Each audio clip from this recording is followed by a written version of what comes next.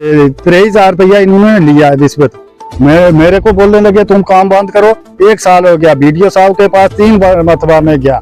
BDO साहब मुस्कुरा कर सेक्रेटरी को बोलता है इसका कुछ हाल करो। मुझे बोलते हैं तुम जाओ बैंक में जाता हूँ अकाउंट चेक कराने के लिए 1 रुपया नहीं है।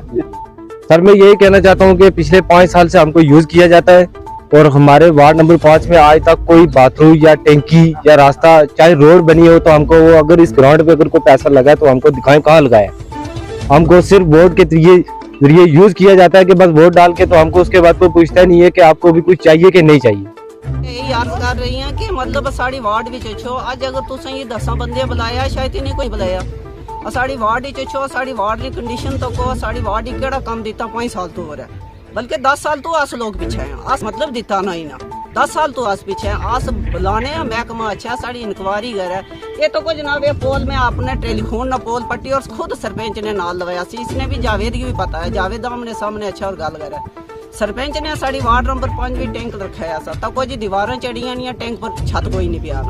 वार्ड नंबर 5 चेक पार्क एक लिखाई नहीं मतलब आओ दरियाफत करो सरपंच को दरियाफत कराओ महल्ले वाले को कराओ कि वो पार्क उठा बनी नहीं है। मोदी साहब ने ये भी कहा कि भाई ना खाएंगे ना खाने देंगे। भाई वो तो नहीं खा रहे भाई ना इतना नारा है कि तुम ना खाओ हम खाएंगे है जी इतना ना ये नारा है जनाब के काम मोदी को ना खाए मगर ये खाने जैसे। मेरा नाम अहमद हनीफ है और मैं भी इसी वार्ड के 6 में रहने वाला हूँ। तो काम वाकई ही नहीं हुआ क्यों कि पैसा इतना गवर्नमेंट अगर वापस करनी है गरीब रास्ता है तो गरीब रास्ता पैसा पूछने को नहीं पैसा जाना गुजर है। सबसे पहले छांट पीटे करनी चाहिए कि पैसा जाना गुजर है क्या गुजर है। 5 करोड़ रुपया आया 5 साल में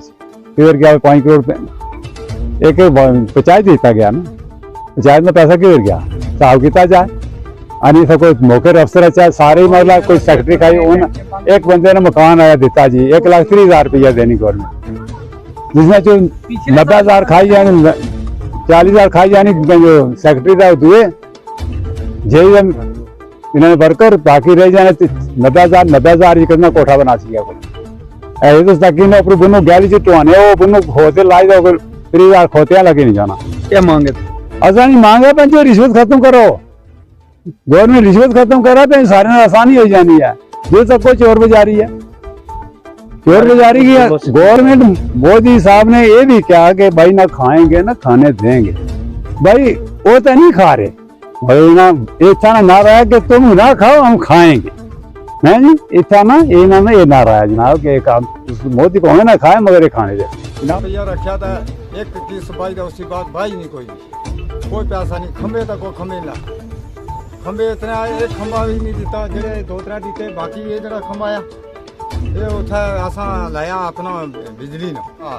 टेलीफोन ने खंबा लाया सारा रास्ता नहीं कोई नहीं तो उधर ऊपर ने गए भागा भी चाहे उधर तक ने रास्ते नहीं लाता पानी ऐसा ये लाई देता है हल्का जा ये दूई नहीं पिया पे रत्ती जी ये लाई देती तो उसी पानी ही नहीं इसलिए माउंट साड़ी है यानी जी इसने भी पैसे बंद हुआ और रास्ता चढ़ाया वो भी ठीक करा देना तू फिट कर दे सही कर दे ठीक है ना चलो पूरी इंक्वायरी की जाए जी उस जगह ने भी जरा रुड़िया ना पैप या ना कोई पैप रबड़ा नहीं लाई दी थी वो चलना ही नहीं पानी को।